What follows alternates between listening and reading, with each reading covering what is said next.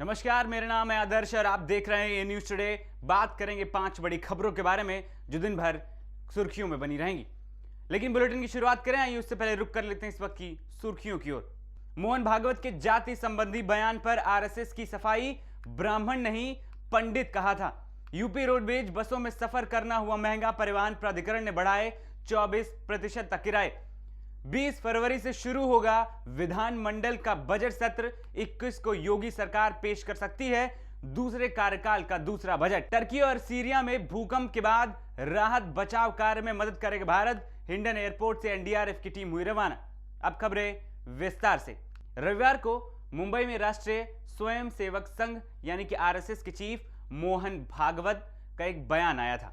उनके बयान पर जमकर बवाल हुआ था और लोग काफी भड़के हुए दिखाई दिए थे। वहीं बयान के बाद आरएसएस ने अब इस पर अपनी सफाई दी है।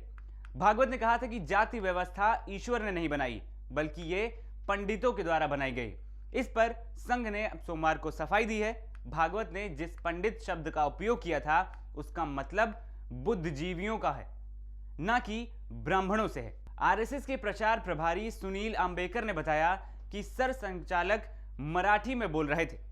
मराठी में पंडित का अर्थ बुद्धिजीवी होता है। उनके बयान को सही परिप्रेक्ष्य में लिया जाना चाहिए।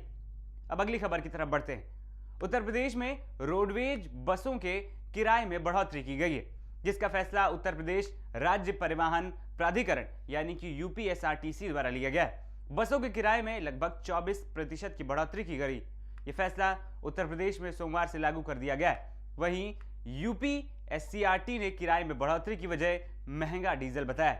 बोर्ड ने बताया कि इससे पहले साल 2020 में रेट बढ़ाए गए थे। अब बढ़ते हैं अगली खबर की तरफ। प्रदेश सरकार विधानमंडल का बजट सत्र 20 फरवरी से आहूत करने की तैयारी में है। 21 फरवरी को योगी आदित्यनाथ सरकार के दूसरे कार्यकाल का दूसरा बजट पेश किया जा सकता है। सरकार बजट में युवाओं पर फोकस के कई ऐलान कर सकती है। योगी कैबिनेट ने सोमवार को विधानमंडल का सत्र आहूत करने का प्रस्ताव बाई सर्कुलेशन मंजूर कर दिया है। विधानमंडल का सत्र 20 फरवरी से आहूत होगा।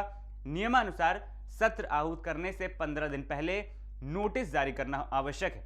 लिहाजा सरकार ने सोमवार को विधानमंडल के बजट सत्र का प्रस्ताव कैबिनेट बाई सर्कुलेशन से मंजूर करवाया है। 20 फरवरी को पहले दिन राज्यपाल आनंदीबेन पटेल विधानमंडल के संयुक्त सत्र में अभिभाषण पेश करेंगी। अपना दल विधायक राहुल प्रकाश कोल के निधन के चलते शोक प्रस्ताव के बाद सदन स्थगित कर दिया जाएगा। अब बढ़ते हैं आज के बुलेटिन की आखिरी खबर की तरफ। तुर्की में सोमवार की सुबह आए भूकंप ने भयंकर तबाही मचाई थी। भूकंप के तेज झटकों से तुर्की थर्रा उठा था। जानकारी के मुताबिक सुबह लगभग 4 बजे सबसे भयानक भूकंप के झटके महसूस किए गए थे। इन भूकंप के झटकों ने इलाके की इमारतों को ताश के पत्तों की तरह जमींदोज कर दिया था। जानकारी के मुताबिक तुर्की में बीते 12 घंटों में 29 से ज्यादा भूकंप के झटके आ चुके हैं। वहीं भूकंप से हुई तबाही में भारत तुर्की के साथ खड़ा है।